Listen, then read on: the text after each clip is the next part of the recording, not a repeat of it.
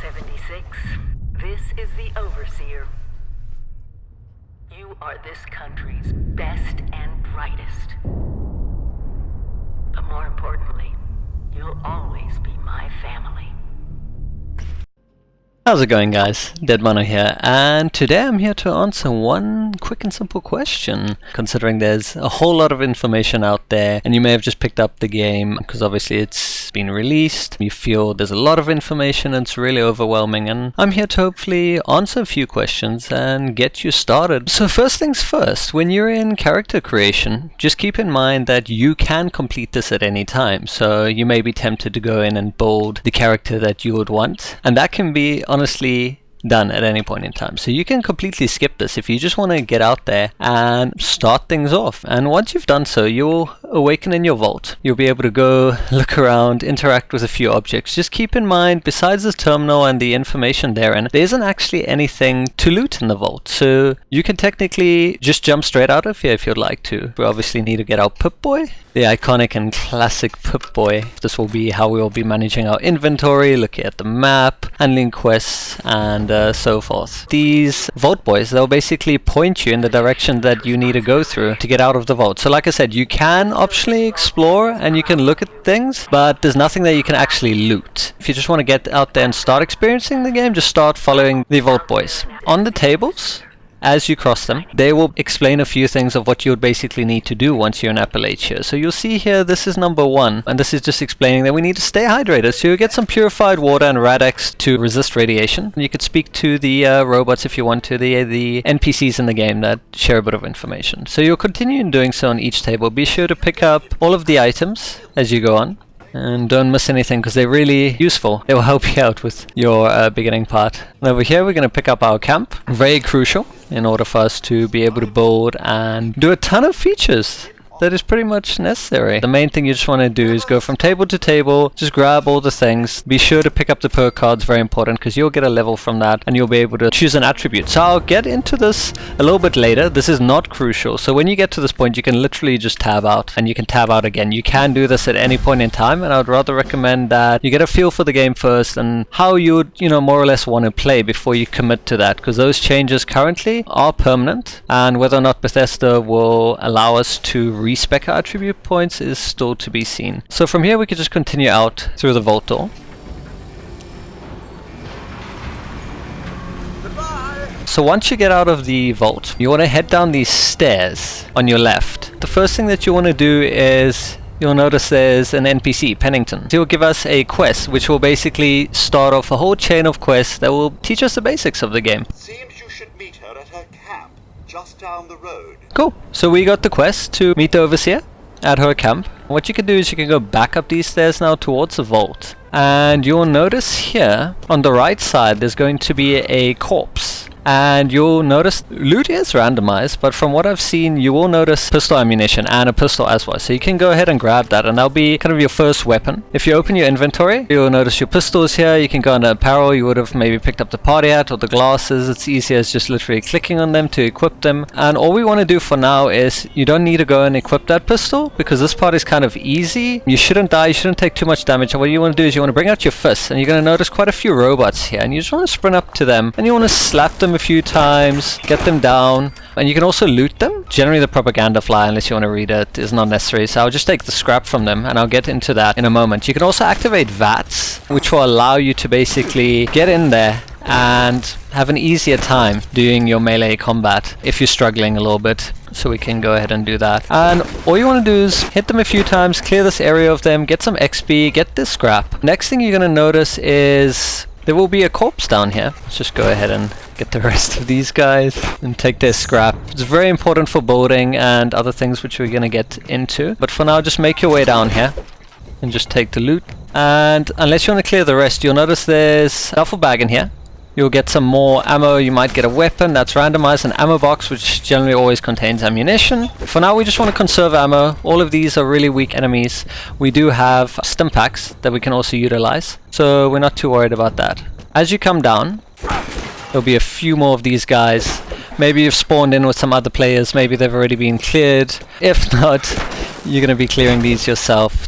They're really not a mission at all to clear, so you should have that in no time. Now what you're going to do is when you come down here, you're going to notice there's another corpse, a responder's corpse, and generally they have melee weapons on them. So as you can see, we've got a sickle and a combat knife. There's also some ammunition. What you want to do now is go ahead and equip that, depending on obviously what you would like to use. I'm going to go ahead and use the sickle, so that will boost our damage considerably. You can see we can pretty much one-shot them at this point, which is useful compared to just using our fists. And the main thing that you want to get into, because obviously there's going to be a lot of crafting, you're going to need to repair your weapons, you're going to need to repair your armor, you're going to need to build things and all that. You're going to want junk, right? And junk is scattered throughout the world by means of either world loot that you'll find or in containers. So if we take a look around here, you may notice, for example, this toolbox. We got some duct tape in here. So duct tape by itself is junk compared to a whole lot of other stuff, but we can break that down, which I'll get into a bit later. But for now, literally just loot everything that you can find. Anything that you can interact with, take it. It doesn't matter what it is, you will be breaking it down and you will need it, trust me, and you will need a whole lot of it. So anything that you can, just run around, collect things. And here we got a first aid with some water, we got an ammo box, which you all should see if you're coming down here. Some more ammo over here. So just keep an eye out. You'll also notice as you go around, very important stuff is the plants. So here we got some snaptail. You want to go ahead and pick as many of the plants up as you can, because again they will be used in crafting different kinds of things, from healing salves to foods to teas and all sorts of stuff. So you'll never know what you might need. The other important part is find logs. Down logs like these are crucial, because later on I'm going to go into depth in that as well. But basically you need logs to use campfires in order to cook and create beverages with. So anytime you see logs like these just scattered on the world, go ahead and pick them up. Now if we open our map, you'll notice we started over here in Vault 76 and we need to get down to here. So what we're going to do is we're just going to cut through this forest and we're going to get back onto Highway 88. So on the way it's a great chance to go through the forest. You're going to pick up a lot of plants. Super handy, super useful. Try not to get too sidetracked. As exciting as it is, we want to obviously get the basics down first. And we just passed a log on the way. Like I said, super useful. Try to loot everything as you can. Get into the habit of it early on. You will thank yourself later so that you don't run out of wood and that. We're almost there. We're coming across some strange lights, but do not be alarmed. There's lots of things on the way that we can loot. There's a little campsite here. Lots of great stuff that we can take. So like I said, take everything and don't worry too much about what it is in general. Take some logs. These are your friendly protectrons. They're basically running around and cutting down trees and whatnot. So we're just going to get back onto Highway 88. We're not going to get distracted. We're going to go towards this way. So we're almost back on the path. And you'll notice at the bottom, we obviously got the compass. And quests that you're tracking, they will have the gold square on them, and you also notice that on the compass. So as long as we're going in that general direction, we will stumble across where we need to go. But like I said, right now we can stick to the path, because generally that's going to be your safest option. You're not wandering into the wild, you're not going to run across any encounters that you don't want to. So just stay on the road, collect any items along the way. Now where we're basically going to now is our overseer's camp. She was the lovely lady in the beginning who gave us her introduction, and she's been sent on a little quest that you'll discover later on in order to sort a few things out. So it will be up to us to discover that and figure out what exactly has happened. And she's left little stashes along the way that we can discover. They'll basically aid us and teach us quite a few game mechanics. One of them is going to be the one that we're coming across now. So they're very critical. If you pay attention to them, they'll teach you the basics such as crafting and whatnot. And also one of the very first quests that we get goes in depth in terms of cooking for food and for water, basically purifying or rather boiling dirty water so that it's safer to drink. So hopefully your travels will be somewhat uneventful. You'll cross this bridge, careful not to fall in, and we will come across this camp. And your marker will take you to the Overseer's cache. And you'll notice there are quite a few items in here. The moment you take the Overseer's log, we'll basically go in depth in terms of what she's basically been doing. Give you a little background history. So you can go ahead and, take these items, and you'll basically get a miscellaneous quest now, which is craft a piece of armor and craft a weapon. So if you go to armor, you'll notice to craft light armor, which we should have picked up, you would need cloth, leather, and steel. You would find that basically on enemies in the world, and just go ahead and craft anything that you can, really. So we crafted a piece of armor, and next is to craft a weapon. Same process. And the one available to me is the throwing weapon. It only requires steel. We picked out quite a few, so we're going to go and create a throwing knife. So as you notice, she'll give you a whole breakdown and tutorial, so if you just pay attention to that, you already have a basic understanding of that. But obviously I'll be going quite a bit in depth. So when you're here, just notice there will be a plan. They're usually randomized, but there's a metal bed right here. We got some duct tape, we got a ball peen hammer, quite a few things in this toolbox, so be sure to grab all of it. If you don't have enough resources to begin with, you could just loot the toolbox first, and then you may have enough. There's a log here as well. Now she's basically told us that we can continue down this road to Flatwood, which will lead us on to 2 separate quests. Super useful. So once you've done that, you've made some armor, you've made a weapon, go ahead and also don't be shy to equip it. So if you go back into your inventory, I made a leather chest piece, so I can just go ahead and equip that. If I wanted to obviously use my throwing knife or for whatever reason I could, but I'm good to go. We're going to continue down the path. Remember to stop by, get into the habit of looting everything that you can, because you're honestly going to need it. Along the way you may come across some resistance, some enemies, but you've got this. So pull out your trusty weapon and get to wailing on them.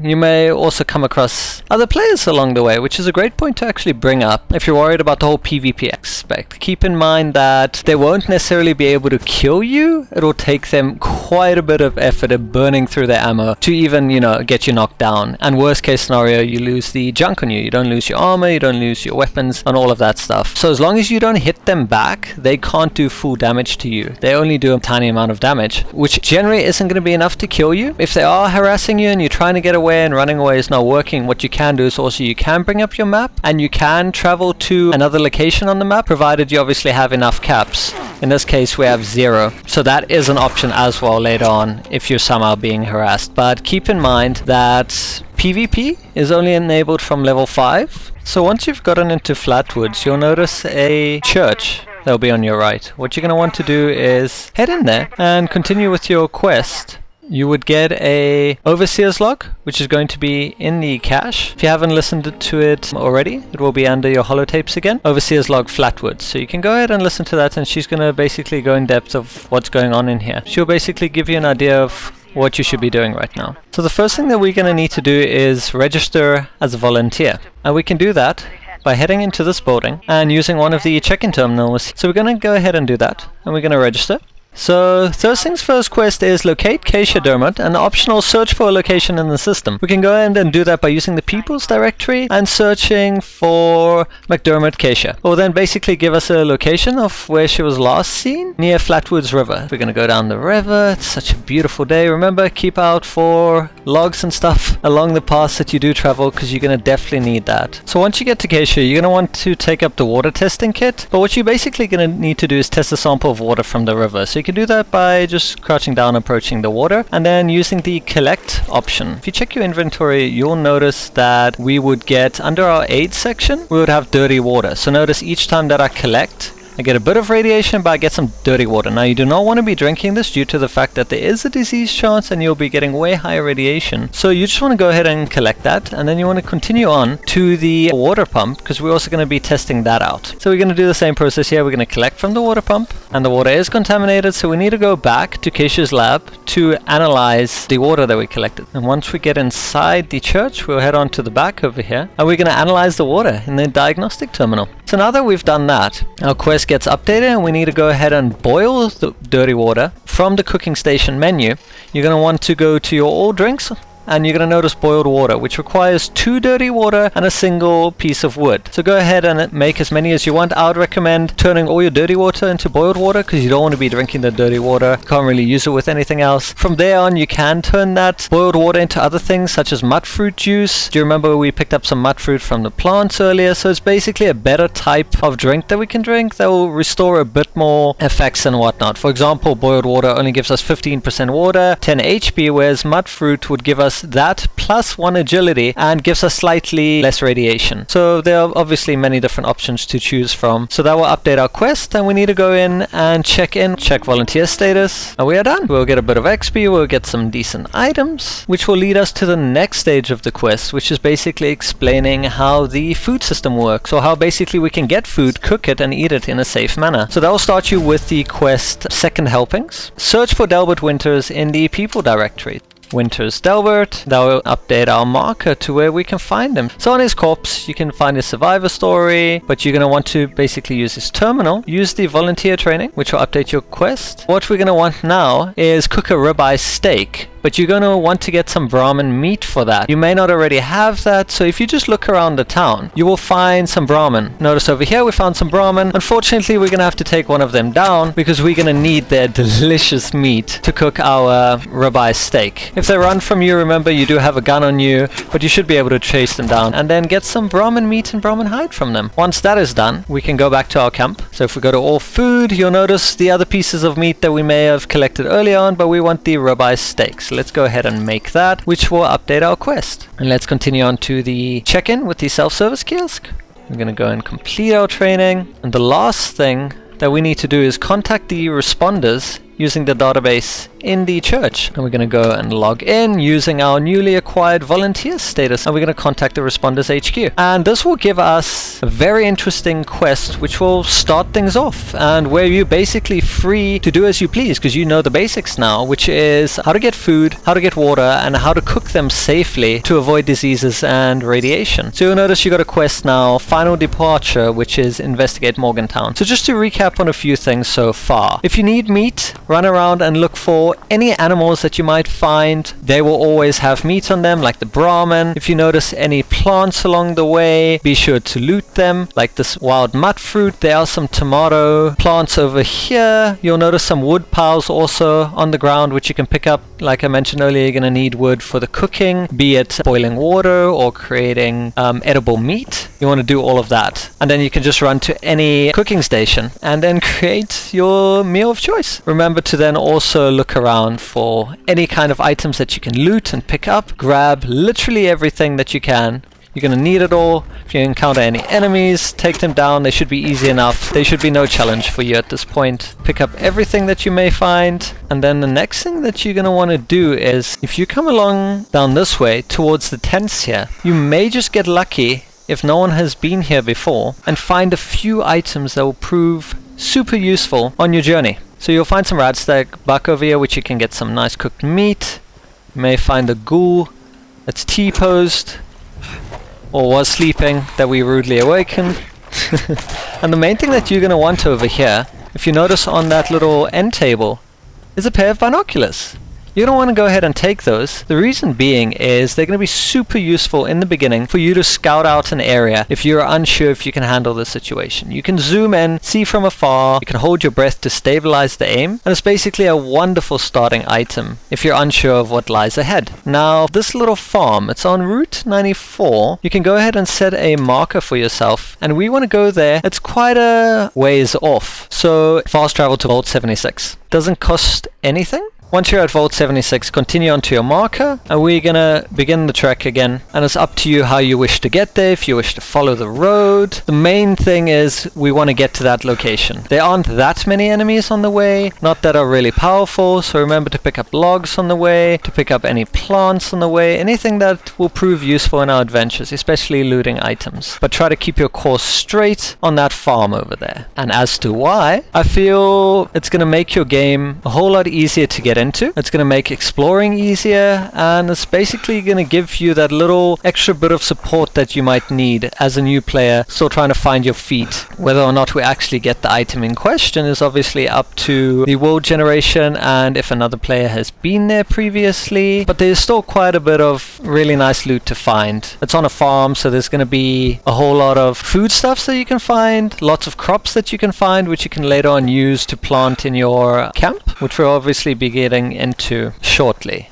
And do try to keep an eye out on your status. You'll notice if you open your inventory, you'll have an indicator for your food and water. You want to make sure that you keep on top of that, else you will be penalized. So make sure that you drink your boiled water, not your dirty water. Just fill yourself up nicely like that. Do the same for food. Whatever it is that you have that's as clean as possible. You'll notice it's only one radiation gives us 10% of our food, so we're going to eat that canned dog food. We can go ahead and eat this Blamco brand mac and cheese. And there we go. Our food and water is pretty much sorted for now. Found a wild opossum along the way, so if we switch to our weapon over here, we can then just go ahead and take it down real quick. And it's going to ragdoll back at us, and we're going to pick up that opossum meat. Super useful. We're going to continue on our way, and the farm can pretty much be seen in the distance from here. Hopefully you guys managed to get there before nightfall. Makes things a little bit easier to see. If not, remember you can turn your Pip-Boy light on by holding the tab key by default, which will make things a whole lot easier to see at night. Try to always keep an eye out in case there might be any ambushes. These scorched have a tendency to surprise you out of nowhere, as you would expect. Once you get to this point where you see the silos on your left, what I'm going to need you to do is head on to that little shack straight ahead. So on your map, once you get to this farm, you just want to go towards the shack where the bales of hay are. Have your weapon drawn, because you may come across some pretty particularly nasty bees who aren't too happy with you getting close. You may be able to sneak up,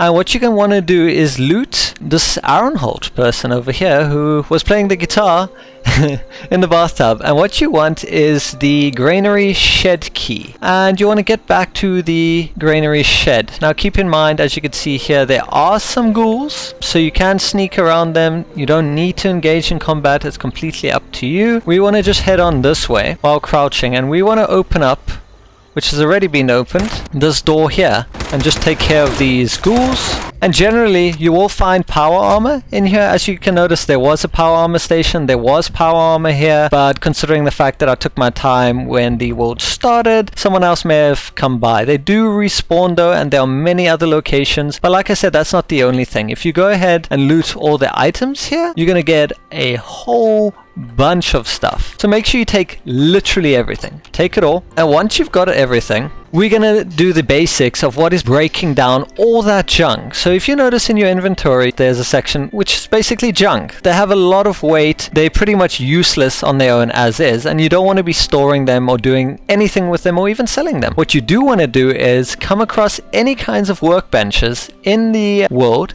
You can also make them yourself. But when you notice a workbench, you want to go ahead and hit R, and you want to basically scrap your items. Now you'll notice there's a hotkey by default, which is T, scrap all junk. Go ahead and hit that and confirm. And what that essentially does is it turns all your junk into base components that you can use for crafting, and notice how it basically drastically lessens that carry weight. So that is something you want to get into the habit of. You want to be able to loot everything, but the moment you come across a workbench of sorts, you want to scrap it down. You don't want to ever be storing that junk, because that is, you know, a massive issue. So once that is done, the next best thing is you're going to kind of want to figure out how the camp works. You want to be able to store your junk so that, you know, if you happen to die and it drops, you're not going to lose it all, right? So what you can do is open up your inventory and hit the Z key by default to bring out or move your camp. And you want to find a location that it highlights it in green. You can place it pretty much anywhere in that location, pop it down, and the camp is basically going to appear before you. Then you want to go to the build option. What I generally like to do before, you know, we build anything, build a house, you just want a basic start, and you don't want to have things on the ground. You want to have it where you can easily find it. So what I would suggest is you go to the floors section.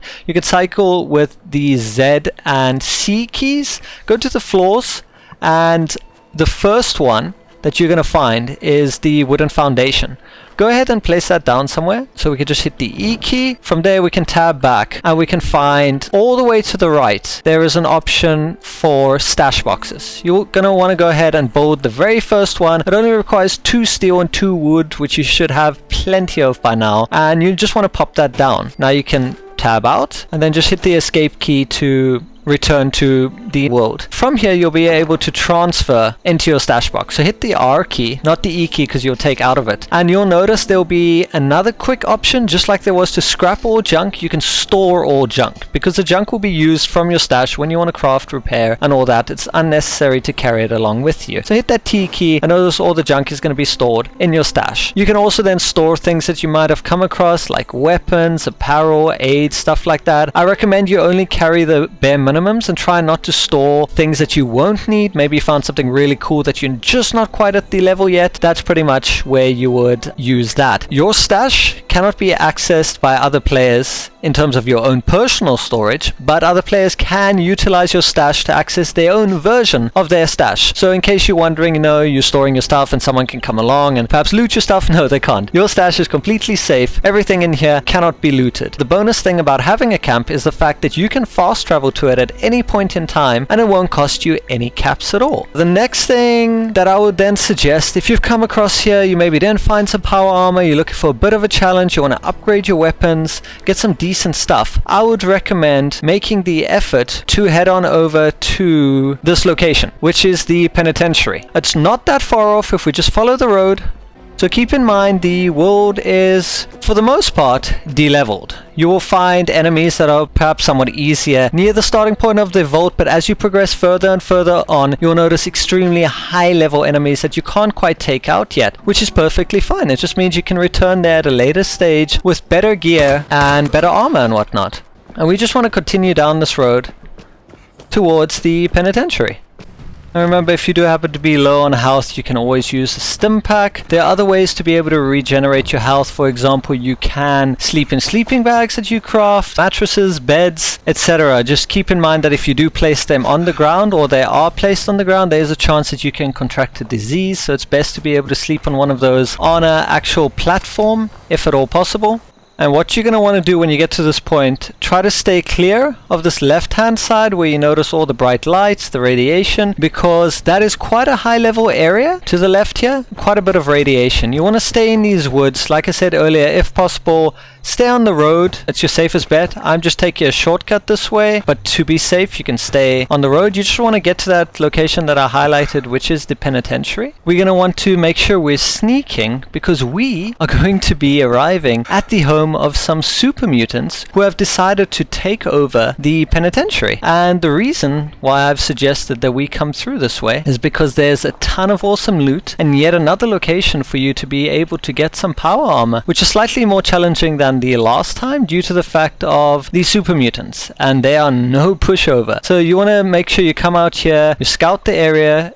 Do you remember the binoculars that we picked up? Now's an amazing time to use them. You'll notice some scorched over there in the distance. Down here you'll notice that there's a super mutant on that tower. There's also another super mutant on a tower that we can't quite see yet. So we're going to want to go this way down. We're going to want to get out our pistol and we want to compare to which one does the most damage. At this point it's the 308 caliber, which does 40 damage per shot. So we're going to go ahead and use that one. We're also going to put our Pip-Boy off so that we don't give away our position. And we want to get down here very carefully and stay hidden. And the reason for that is you do up to 2 times the damage if you hit someone while you're hidden. So there will be quite a few super mutants and they will come charge at you and it will be difficult, but I can promise you that the reward is worth it should you persevere. So keep in mind there's usually one patrolling here on the left side. You'll notice a few on the right. You'll notice one up there. And generally 2 hits is all it takes to get them down if you manage to get them in the head. And you're just going to want to basically clear out the area. So try to keep behind cover and just peek out for shots as and when needed. And you'll notice very quickly why we're doing this. So we want this one to basically come out. If you can get one to come out to you, it'll be super beneficial. Remember, you do have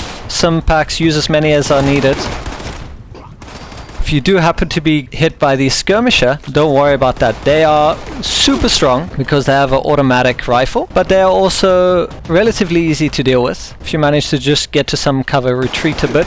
Remember, they also need a reload, so when they do that, you can sneak out, get a headshot on them. So peek out, and we're just going to have ourselves a little battle over here. Once you've taken him out, you want to go ahead and quickly loot him. So we're going to get a short automatic pipe rifle from that. So we want to go ahead and equip that, because that is far superior than anything else, because up until now we've just really had pistols. So we have a short automatic pipe rifle, which is going to be super handy. You should have plenty of ammo for that. And we're going to return the same process of coming around here. By this time we should be hidden, and we just want to peep out, and if we notice any of them, try to get some headshots in. So same process, stay behind cover, peek out, hold down the trigger. You can also just hit a few at a time, try to get those headshots in. It obviously does minimal damage because it is an automatic weapon, but with the burst fire it's really nice. If you want to switch back to your pistol, you can. It's completely up to you. If you have a few weapons, the really cool thing that you can do is when you're in your inventory, just hit the C key. What I'd recommend is doing that first on one of your melee weapons, then maybe a pistol, and then maybe a rifle. And what C does is it favorites your weapons, so that if you hold your favorite key, which by default is F, you'll basically be able to switch through your weapons pressing 1, 2 or 3 or whatever it is it's mapped to. And let's say for example you want to change your pistol with your pipe rifle, simply hover over 2, hit the change key, switch to the pipe rifle, and then in 3 you can hit C, put your pistol in there, and you basically swap them around. The cool thing about that is then you can literally hit the keys to switch your weapons out, which will make things a whole lot easier. So what we're going to want to do is, on the super mutant there will be a hunting rifle, which to me by far is the most powerful weapon that you're going to get at this point. So go ahead and switch to it. Does an amazing amount of damage, has decent range, we can modify it, and this is going to be the main weapon that we're going to be using. So try to get some vantage on this guy up here, and as you notice we almost basically one hit him. With 2 hits is down. Go ahead and loot all of these super mutants. If you're being hit, find some cover in one of these towers. So just focus on the immediate threats where you can. Get behind cover so you're not being shot constantly. That was basically a 1 hit to the head.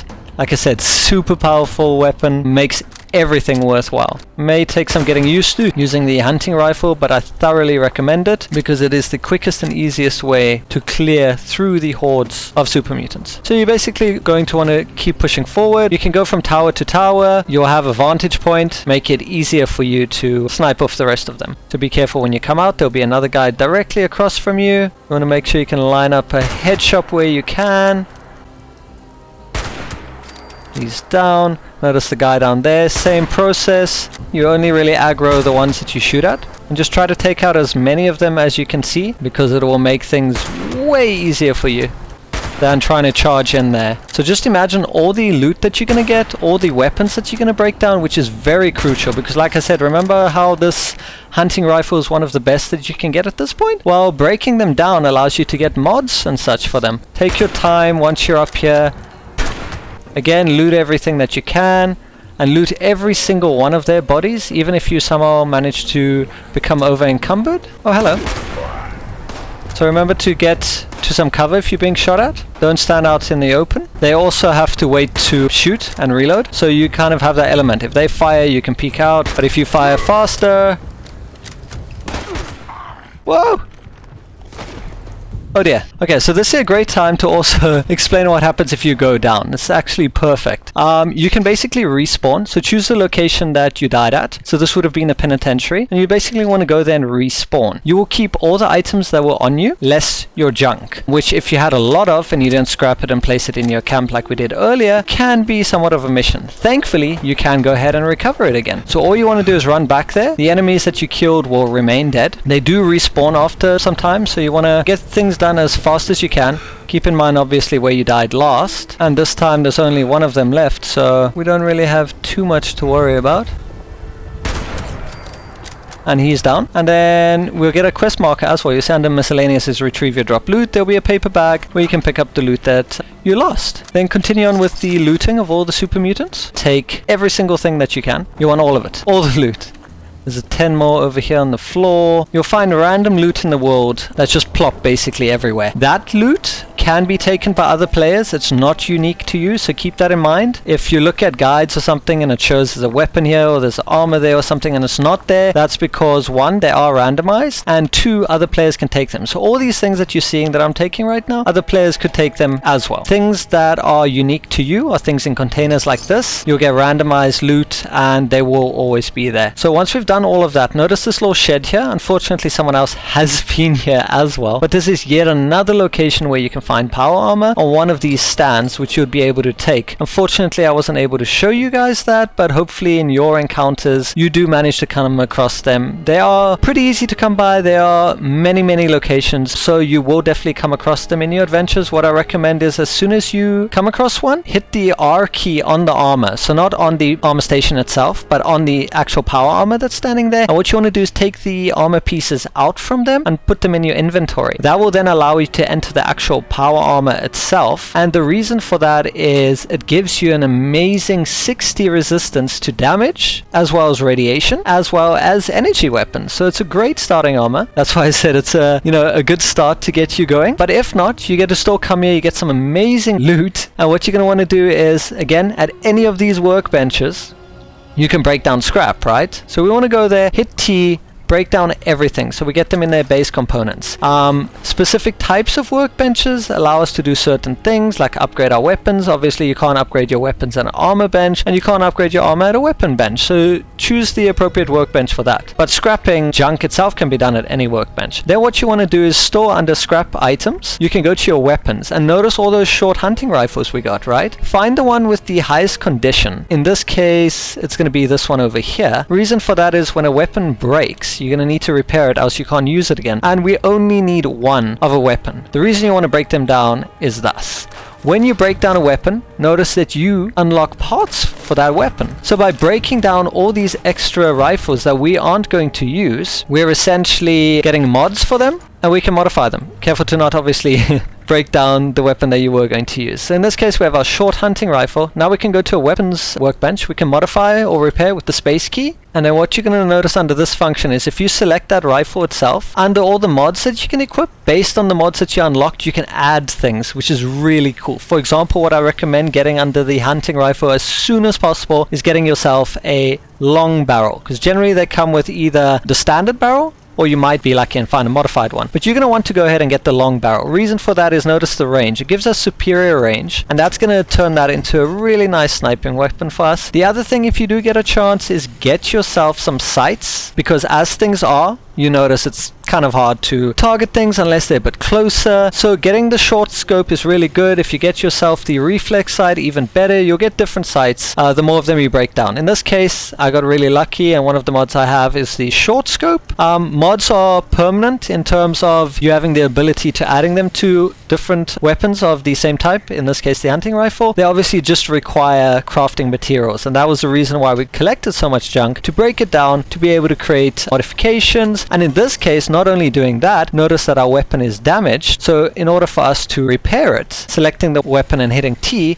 you'll notice it's going to take some adhesive, some aluminium, and some steel. Luckily we have all of that, so we can go ahead and completely repair it. If we didn't, we'd pretty much have a useless weapon now, wouldn't we? The next thing that you want to keep in mind as well is, you may notice, but what weapon do I keep, right? So besides the fact that you can turn that hunting rifle into pretty much anything with modifications, I recommend you look at the caliber of ammo that you have and not have multiple weapons that use the same caliber. So if I had to go through now and notice, do I have any 308? I do. This pipe bolt action pistol. So we point this me having this pistol because I would be taking away from the ammo that I could be using for my hunting rifle. So alternatively, the second pistol we have is the .44. We happen to have 12 of that, not enough ammo. We do also have the pipe pistol, which uses a .38. We happen to have 100. So just keep that in mind when you're deciding which weapons to keep. And remember to always scrap the ones that you aren't going to use or you have duplicates of. In this case, like I said, we have .38. We can craft this again if we need to. So I'm just going to go ahead and scrap it. I got to also learn a mod for it, a compensator. I'm not going to be using this pistol because I only have 12 of the ammo currently. And once I run out, I'm just going to be literally carrying around 4 weight that I could be using something else. So I'm going to break that down. The throwing knife I'm not going to use. So try to break down things that you aren't going to use. The 10mm pistol that you find here is really handy. I feel one of the best pistols in the game, considering the 10mm ammo that you get, and also due to the fire rate and the mods that you can add to it. Again, melee weapons, you don't need multiple. It's up to you what you prefer. If you want something slower that does more damage, or you want something that's faster to give you a bit of,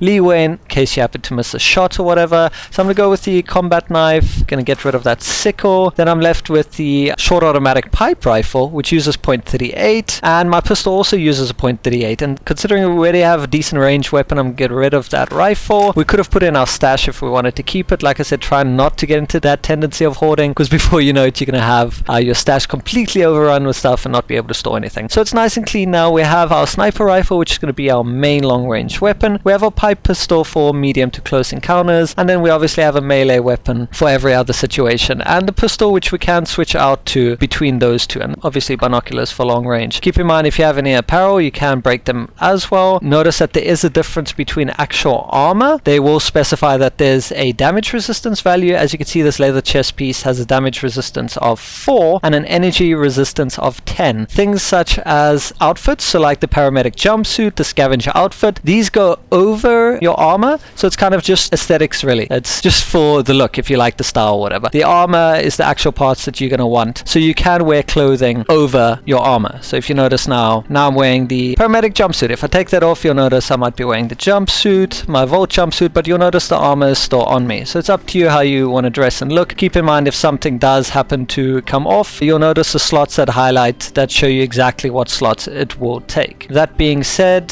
when you do switch out weapons, remember to favorite them again. In this case, we don't have the sniper rifle favorited, we don't have the pipe pistol, we do have a combat knife, so I'm just going to go ahead and make sure it's in the right order. I like that the sniper is there and the pistol is there. Grenades, you can favorite, but you can also equip them. It doesn't mean it'll take away from your primary equipped weapon. What that means is once you equip a grenade, that specific type will be used when you throw grenades, when you use the melee key, which by default is the left alt. So if I were to hit left alt now, it would throw that grenade. So let's switch to our hunting rifle to show you what a massive difference it makes.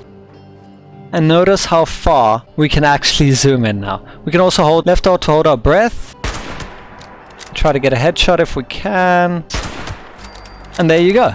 Quick and easy. They have no idea what's going on. Because you're in stealth mode, you're going to do 2 times as much damage, and this weapon already does an insane amount of damage as is. Besides that, if you cleared this place, you got all the loot, you broke down all the weapons, you got some decent mods, you got to craft all the stuff. Remember to always break down your junk, scrap them before placing them into your stash in your camp. Like I said, the reason for that is else you'll store them in their standard junk components, and that'll take up a lot of space. So all you need to do, run up to a workbench, hit scrap, hit T to scrap it all. Then all you need to do is get yourself a bit of distance away from a actual place, because it won't allow you to place a camp near buildings and stuff. So just find yourself a distance, open your inventory, hit Z. There will be a small cost in caps which scales on your level, so just back away until it turns green. You'll place down your camp. Now it will save the plans that we previously had, so all we have to do is hit E, and then if you go all the way to the front with Z, you'll notice there's an option called stored. So bring out your stored building and just place that down and escape out of there, and there you go. That previous structure that we built earlier is here. Here's our stash. We can hit R to transfer into, hit T to store all your junk, and there you go. Easy and simple inventory management. If you for whatever reason need to store things like this pistol that you might use later on, go ahead and just place it in your storage. It's safe, no one can steal from it, and you also have the added benefit of having a camp. By opening your map wherever you happen to be in the world, you can just fast travel to your camp. Last but not least, regarding leveling up and perks and stuff, you may have noticed that I haven't done